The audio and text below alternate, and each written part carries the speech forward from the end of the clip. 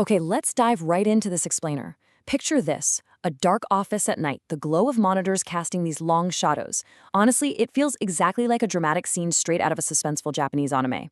We're following an 8th-year IT engineer who's carefully built a relatively peaceful, quiet working life. But in a single moment, that peace completely shattered. Today, we're breaking down a gripping first-person narrative about what happens when your future begins in the exact place you were desperately trying to avoid and you are forced to face your ultimate nemesis. Everything changes with one simple, kind of terrifying question. Anyone here speak English? Imagine being abruptly ordered to join a massive, high-stakes project completely out of nowhere. And the sole reason you're targeted? Because you can read English. The protagonist of our source material is suddenly yanked from their comfortable environment and thrown directly into the fire, simply because they possessed a skill that, ironically, made them the perfect victim for a project they wanted absolutely nothing to do with. Section 1. The Unwanted Project Assignment. To really understand the protagonist's dread, we have to look at the project's leader. The source material describes a sales manager that the protagonist had intentionally avoided for years. According to the text, this manager utilized some pretty aggressive methods. He yelled, cornered people, made unreasonable demands, and essentially controlled the workplace with pressure and fear. Now look, we aren't here to take sides on corporate management styles, but it is absolutely essential to understand the intense conflict and real fear this specific manager instilled in our protagonist. It perfectly sets the stage for the immense friction of this assignment. Section 2. The English Skill Gap. So there's this really fascinating, maybe slightly controversial reality in the IT industry. On one hand, we have an abundance of engineers who are incredibly talented at building systems and writing code. But on the other, engineers who can actually survive in an all-English corporate ecosystem. The source notes that these individuals are exceedingly rare. Technical coding skills alone simply aren't enough when you're faced with navigating a global project. And this massive gap is exactly why our protagonist, who had basic English reading skills, became the sole target for this job. Real quick, if you're enjoying this dramatic story and love having complex industry realities broken down like this, make sure to subscribe to the channel and hit that like button. It really helps us bring you more of these deep dive explainers. Have you ever felt overwhelmed by a sudden project shift?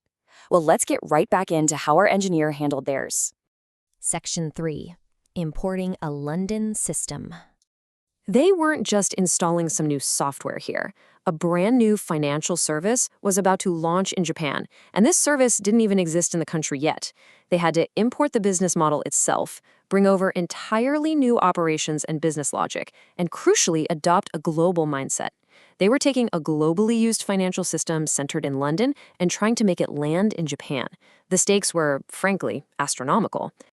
And here's where it gets literally overwhelming.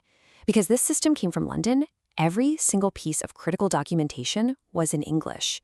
We're talking about highly technical specifications, really dense architecture documents, complex operational procedures, and all the meeting materials.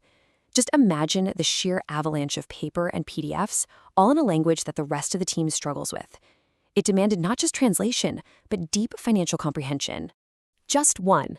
Out of the entire application team, there was exactly one participant thrown into this incredibly tense, world-class financial system environment, and that was our protagonist.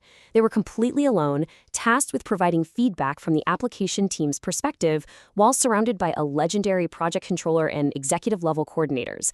I mean, it is the ultimate picture of professional isolation. Moving on to Section 4, the Toxicity Dilemma. The narrative takes a really interesting pause here to objectively weigh an unresolved corporate dilemma. On one hand, you have people who produce unprecedented results, like that aggressive sales manager who somehow managed to win and execute a project of this colossal global scale. But on the other hand, you have people who are healthy for an organization's culture. The source points out that, well, these two aren't always the same thing. Despite the manager's hostile methods, his ability to bring this London system to Japan was undeniably real. It's a polarizing, fascinating reality of corporate dynamics. Ultimately, the text shares the factual outcome of this tension. The manager wasn't defended by the organization and was actually demoted shortly after the project started. However, the author notes that this left behind a lingering, kind of uncomfortable philosophical question for Japanese corporate culture. How do organizations successfully balance the undeniable results of a high performer against behavior that degrades the health of the team? It's a question the author feels remains totally unanswered. Which brings us to Section 5, Nowhere Left to Run. Before we reveal the ultimate career takeaway from this intense standoff, if you've ever felt completely cornered in your career, subscribe and drop a like right now. Let's see how our engineer fights back. So, here's the counterattack. The protagonist realizes there's just no point in being afraid anymore. They make a decisive choice to stop running and face the abyss head-on. They commit to giving it absolutely everything they have, deciding to deeply learn financial systems, actively earn finance-related certifications, and critically, stop running away from English. It's an all-in approach to conquer a brutal project launched from a place of zero initial confidence. The author describes this incredible inner conflict at this moment. It's a trembling balance. On one side, there's the absolute fear that this massive project might explode or just collapse entirely. But on the right side, there's this growing excitement of realizing that this terrifying project is actually a gateway to the world. It's the realization that surviving this trial will completely transform their value as an engineer. And that brings us to this crucial point. Let this sink in for a second. The author writes, "The moment that changes your career doesn't come when you're fully prepared. It comes when there's nowhere left to run." This is such a powerful takeaway. We spend so much time trying to prepare for the perfect opportunity, but true growth, it often forces its way into our lives through the very doors we were trying to keep shut. Which brings us to our final thought. The engineer in this story took their moment of ultimate pressure and used it to step through a gateway to the world.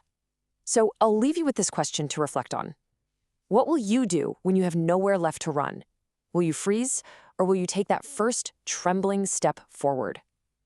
Thank you so much for joining me for this explainer, and I absolutely can't wait to dive into the next one with you.